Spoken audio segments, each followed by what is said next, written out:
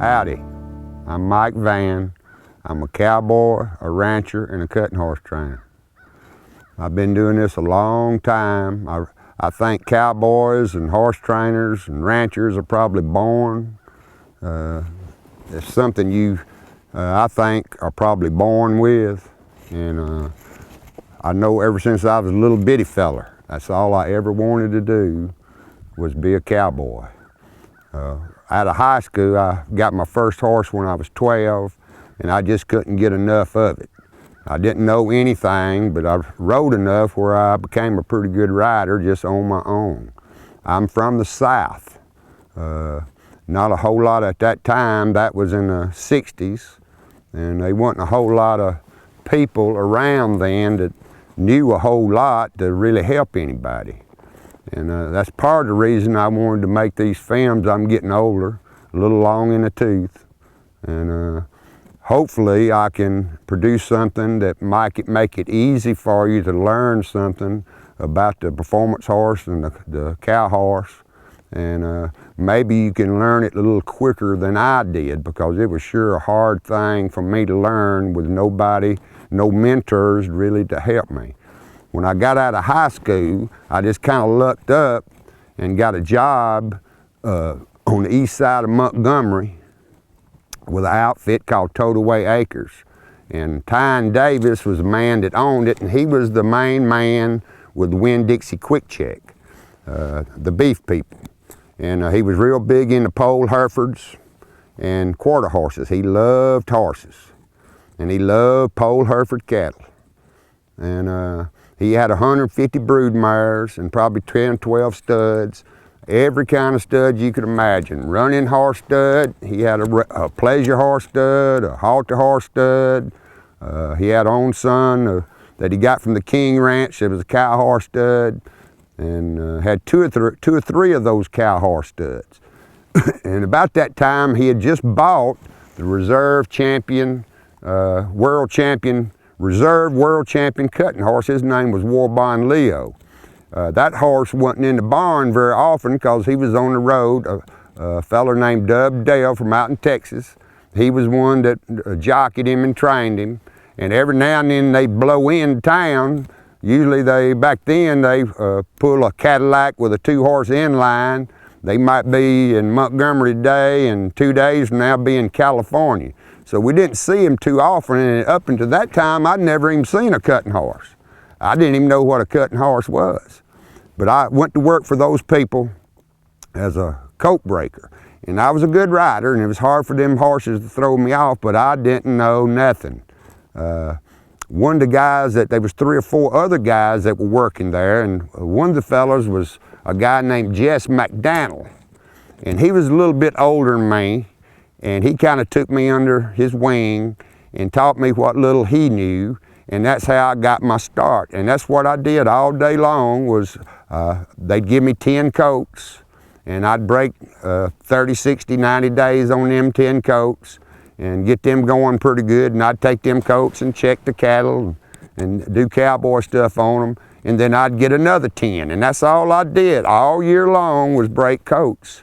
So I got the opportunity, just by trial and error, to learn a lot of stuff about horses on my own, because there just wasn't a whole lot of people at that time in this part of the country that knew a whole lot about breaking a coat, or the right way or the wrong way, or whatever. But through time, the last 40 years, I would go to Fort Worth and go to the training pen, and I'd watch a lot of people, and I would steal stuff from them. I'd see something they were doing, and I'd bring it home. If it worked, I'd keep it, and if it didn't, I'd discard it. But that's how I learned. And a couple of times in my life, I have had a couple of mentors later on that helped me. But that's kind of how I got started. And through all this time, I've had some limited success. From 1980 to 2010, I was a ranch manager for a pretty big outfit. And main reason I was a ranch manager, my love of the horse got me into that, because if you're going to train horses, you need lots of cattle. So that kind of worked in pretty good. They had lots of cattle, and I worked about 110 hours a week, but every morning for 3 hours, I devoted it to the training cutting horses. I had it set up when I come in the morning, there was horses on the walker. I could ride 8 or 9 horses in 3 hours, and then I'd go about running the ranch. But that's kind of how my life has gone, and I be honest, I've never really worked a day in my life, because I've always done pretty much what I wanted to do. And I wouldn't probably change a whole heck of a lot. I've met some wonderful people in the cutting horse business. The quality of people, you just couldn't match it anywhere. I've watched a lot of history. I was there in the right time frame, just kind of luck deal, where I got to see Smart Little Lena, Docalina, all the Poco Lena, all the great horses coming up through that period of time. The horses we started out with in the late 60s are just nowhere close to the horses we have today. The breeders have just done an unbelievable job with breeding these horses. They're just a complete different animal. Today I break a lot of coat steel, and very seldom, I'm always looking for a reason to cull one, because the trip, the journey that we take training one is a long journey, and it costs a lot of money. And if a horse doesn't have a really good mind, or if he's handicapped physically anyway, well, it doesn't make a whole lot of sense to continue with that horse. So we're always looking for something to cull that horse, because when we get through training him, we're probably going to have $30,000 or $40,000 in him. And it's a very competitive sport. And if you don't end up with a competitive horse, well, you just kind of blew your $30,000 or $40,000. Here a while back, a couple of months ago, a friend of mine I'd sold a horse to, he's a retired policeman. His name is Matt Carmichael. And he retired, and now he does ornamental iron work. He builds ornamental gates and chandeliers. Always been a cowboy at heart. Always wore cowboy boots and loved being around the horses. He's always had horses. And he's getting a little older, and he can't really afford to show in the cutting deal, because he just really doesn't have that much money. Excuse me. And but he wanted to know how to work a flag. He'd been showing in the working cow horse deal. And right after that, he showed in his first class, and he won his class. And boy, you talking about a happy cowboy now. He was sure enough happy. But anyway, I got him to come up here, and I showed him how I work a flag. And I got to thinking, well, probably a lot of people like him don't really know how to work a flag. So my idea was to have 3 of these 30-minute, hopefully entertaining type learning videos that show you how I work a flag. And I'm going to try to, my way of working the flag is probably, it's real simple, it's not real hard. I believe in going slow. And if a horse can't do it slow, he probably ain't going to be able to do it fast. If he can do it slow and you gradually build him up, well, he'll get where he can do it fast. Is my way the only way? Probably not. But it works for me, and I feel like it'll work for you too. And we'll start out, I've talked enough, we'll start out. Now, I've prepared these horses before I work on a flag. I like my horses to have a lot more handle than a lot of folks. And what you call a bridle horse, and it takes a long time to make a bridle horse. This horse I'm riding today, his name is Sweet Desperado, and I raised this horse, and I sold him to Dr. Ira Kupperberg and his wife Gloria. They own him. And he's just a pleasure. He's a 6-year-old now. I got injured in 11, and then he's really like a 5-year-old. He's got a real big motor, just a really, really nice horse. And so I'm gonna get ready to work this horse on a flag, But first thing I'm gonna do is prepare him to work on a flag. Backing up is very important on a cow horse. I mean, it strengthens muscles that they normally don't use, that they're gonna need when they do all this really hard stuff. And plus, it helps their mind and teaches them to break in the pole and do all the nice things we want a horse to do as a brattle horse. So I'm gonna walk out here and show you the first thing I do when I come out of the barn every morning with a horse. I don't care which one it is, I come to right out here and I back this horse up. So I'm gonna walk out over here, get out of these rocks, turn this horse around. Now I like a horse that's real light. And I'm not really pulling. If you notice, I just got my fingers just kind of on the tips, and I'm not really pulling. If I see I want this horse to break in the pole, and if I see that he ain't breaking, I'm just gonna shake the reins at him and watch what happens. He'll drop his head. Now I'm gonna just cock him over here and let him back in a circle. And I'm not pulling hard on this horse. If I see him raise his head, I'm just gonna bump his rein there, and I'm not bumping him hard. I'm just asking him to break in the pole and give to me. And if I want to speed up, I don't pull any harder. Very important. You don't want to pull any harder. I've got my horse in reverse, and if I want to speed up, I'm gonna use my legs. I'm just gonna move my legs and he speeds up. That's my accelerator. And I'm gonna cock his head a little bit to the right and back him up, and I'm gonna cock him back to the left and back him up. And I might back up. I'm not gonna back him up as much as I would normally because we have a limited amount of time. But I think you can see what I'm doing. Just remember now, the first time I started with this horse, it didn't end up this way. I've been riding this horse now 4 years, and it's taken 4 years to get to this point. When you first start out, you know, if that horse will back up 10 feet, let that be good enough. And then the next day you can ask 11 or 12 feet, the next day 15 feet, and just gradually increase things until you can back him up 100 yards. The more you back him up, the better about backing up he's gonna get. In this game that we playing, fixing to play right now, backing up is good. Every time we stop, we would like this horse to think back up. If we get him thinking about backing up every time he stops, the war has been won. Not to say that's all of it, but boy, that's a big part of it. If we can get this horse thinking back up, boy, it's just things are gonna get better and better and better, and just keep on getting better. Okay, now I'm gonna come over here to the flag. And I'm not going to start out working this flag. I haven't loped this horse. A lot of people like to lope horses, and I prefer to do this right here. Now I'm going to find me a spot in this fence, and I've got this set up kind of like it would be at a show. And I find me a spot, and I'm going to ride to it.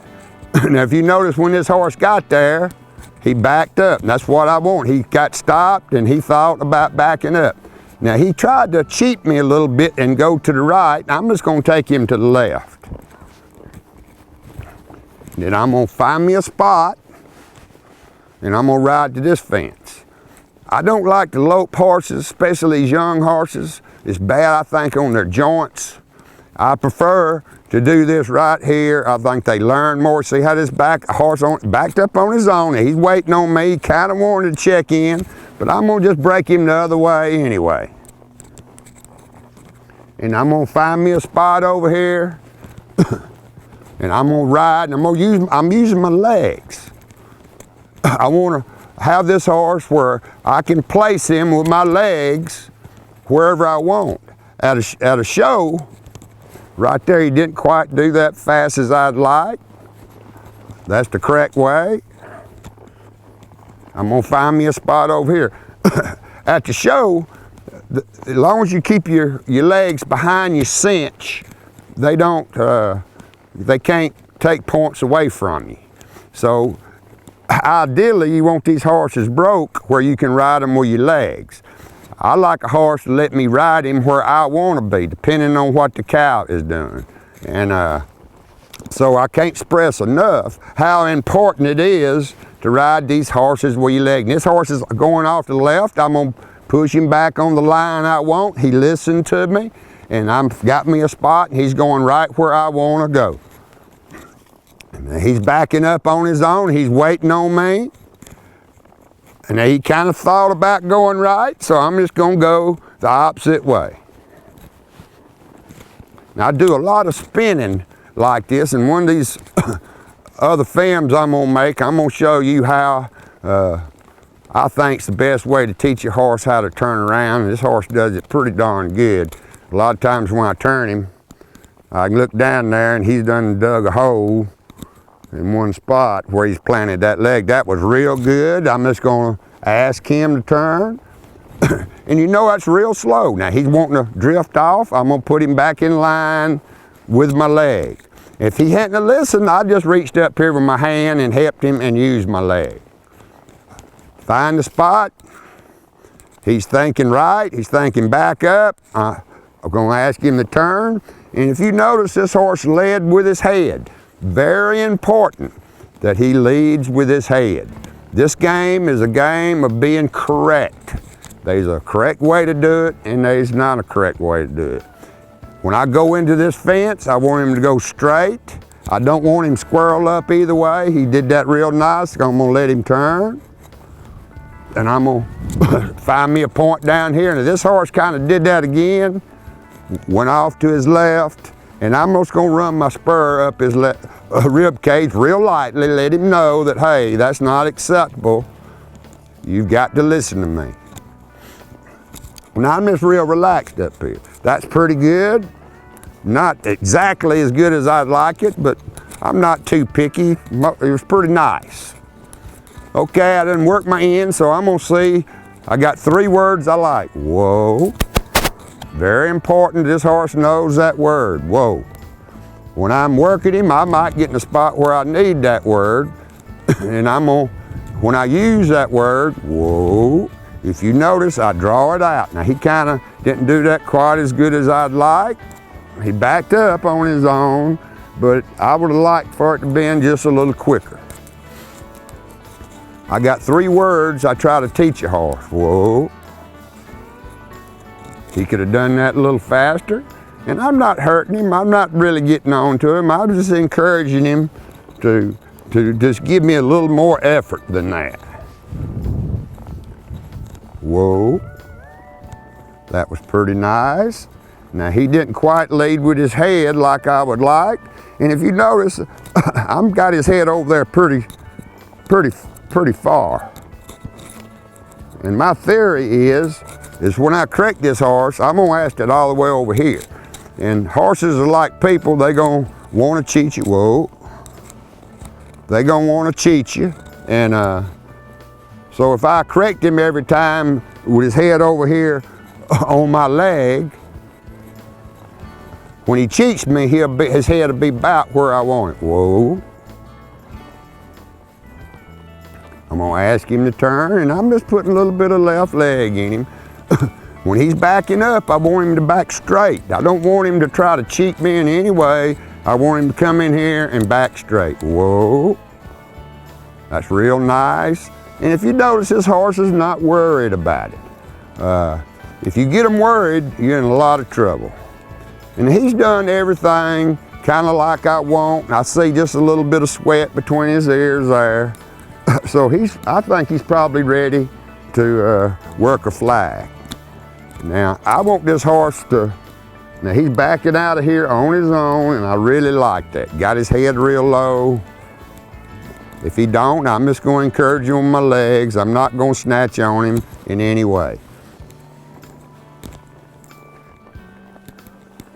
I like to do a lot of turning on a horse. I don't think you can do too much of this. And if you notice now, I'm trying to keep this horse just as calm as I possibly can.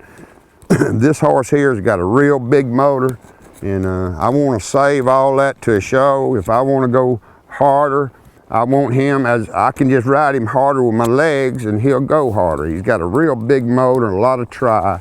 So I'm gonna try to work him as calm as I can. Now this flag is a little bit off on the left, and when I work it, I'm gonna act like I'm just at a show. So I'm gonna be on the little bit to the left outside this to encourage this flag, or cow, we're gonna call it a cow, to go to the center.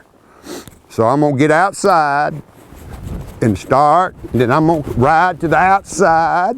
Now this is a finished horse, so I'm kind of riding to the outside of this cow. And when he gets outside, I'm gonna stop it. And I'm not doing anything, I'm just letting him kind of do it on his own. I want to keep him calm. I'm gonna ride him a little harder right there in my legs.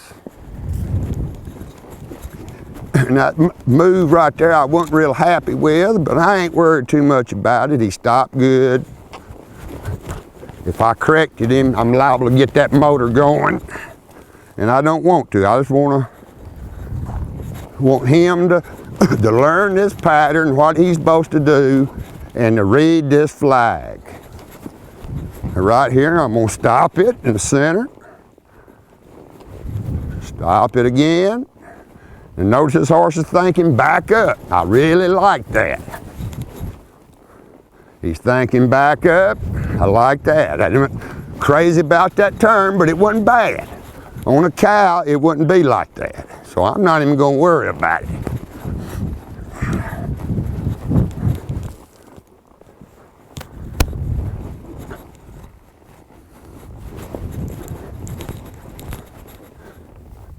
I can feel this horse real anticipating. So I'm just gonna flatten him off right here, hold him, let him be late, and pull him outside this cow again. I'm gonna hold him with my legs, pull him outside this cow again. Now then, this horse has worked this thing probably 40 seconds, about like I would at a cutting. My first cow, 30 seconds, something like that. So I'm gonna reward this horse for doing pretty good. Let him back off and kind of get his air. And I'm looking here, and he's pluffing. This is pretty hard work for him, what we're doing right here. He's having to exert a lot of energy.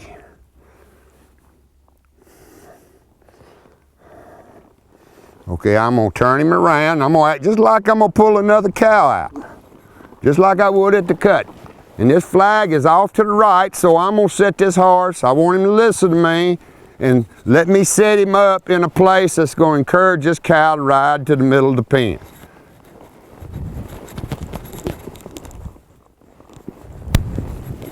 I'm gonna correct him right here. I'm not gonna hurt him. I'm gonna try to do it as kindly as I can. I don't want to get him up. He's not bad. But he's got a lot of try, and sometimes he tries too hard. I want to save all that for the show. Okay, this is my second cow, and I'm gonna quit right there. That's what I would quit at the show. If you notice, this horse is starting to drop his old head, backing off this cow. Boy, I really like that. Now I'm just gonna let him sit here and breathe a minute.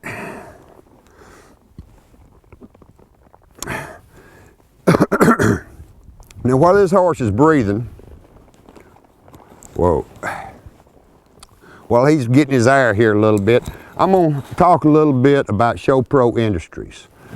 The flag that I've got and I've had for a real long time, and Lloyd at Show Pro Industries, they in Springtown, Texas. Lloyd is a very knowledgeable guy. If you want to get technical, he's the guy to talk to, because buddy, he can get technical. He knows everything there is to know about it. He can answer any question. The model that I've got is an old model. It's a 1401. I've probably had this thing 18, 19, 20 years. I've never had any problems with it. It's been a good unit. I also have a round pin. This is a big old round pin. I've got a a round pen unit too, and I've never had any problems with it. You can't ask for somebody to be any more knowledgeable than Show Pro Industries. John is a technician there, and buddy, he knows, he's good. I recommend these people, and I'm not going to do that, recommend anybody. I've got to have some sponsors to put this 30 minutes together. But the people that I'm going to recommend to you, I am very confident that they stand behind their stuff and they got good stuff. I'm not going to advertise for somebody that I don't believe in. I'm just not going to do it. If they've got good stuff, and I've owned some of it, and I know it, and I know that they're going to stand behind it, I'm going to dang sure pull the plug for them. But Lloyd is a good guy. I'm sure they got a website. If you have any problems, you can call me. My number is 334-391-0811. 334-391-0811, and I'll help you get hooked up with Lloyd. But believe me, they're good people to work with. And this flag, you can't train a horse completely with a flag, but you can set things up in a repetitive way that you can't do with a cow. And boy, it is extremely helpful to get these horses trained by using this flag. You can't do it all with a flag. You got to have a cow. But you can do a lot of things that you really can't do on a cow, because a cow's got his own mind. This thing here, I've got a button. It's got my mind. If I see that I got a little problem need to work on, I can set it up and repeat it, repeat it, and repeat it. And that's how these horses learn. So I've got a better shot. With a cow, I can't do that.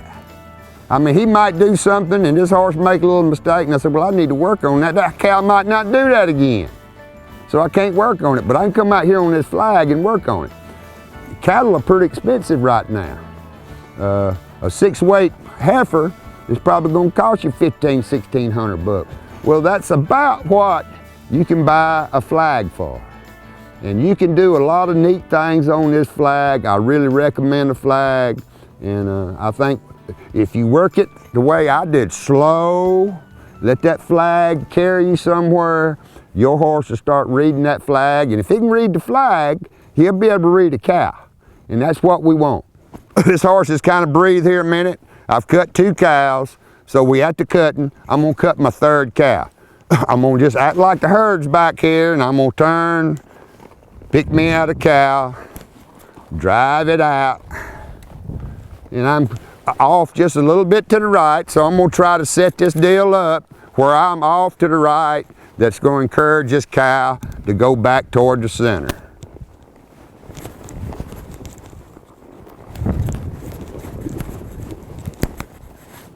I'm just gonna correct this horse, let him know he's gotta think.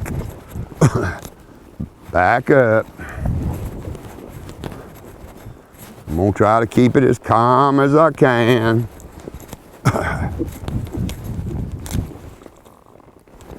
Now I can feel this horse kind of wanting to cheat me a little bit, so I just went the same way. I'm gonna just kind of outsmart him. I'm gonna use that. Instead of pulling on him, I'm just gonna carry it the same way. I mean, he's got to, if you just keep going the other way, they'll go to trying to cheat you.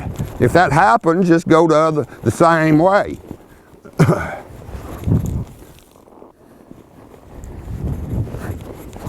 And he's pretty nice right here. That's about the length of time that I would work if I was at the cutting. So I'm gonna let that be it. At the end of each one of these 30-minute educational films, and hopefully somewhat entertaining, I'm gonna have a ranching tip of the day. Since I'm a rancher, and boy, I really love ranching, the tip of the day is stewardship. And what does that mean? Well, there's a list probably that long of what makes a good steward. The essence of it is leave it better than you found it. If you've done that, you've been a good steward. And that's just gonna help you in every kind of way, growing grass, whatever endeavor. Just remember, take care of your land and it will take care of you. Take care of your animals and they'll take care of you. And that's my tip for the day.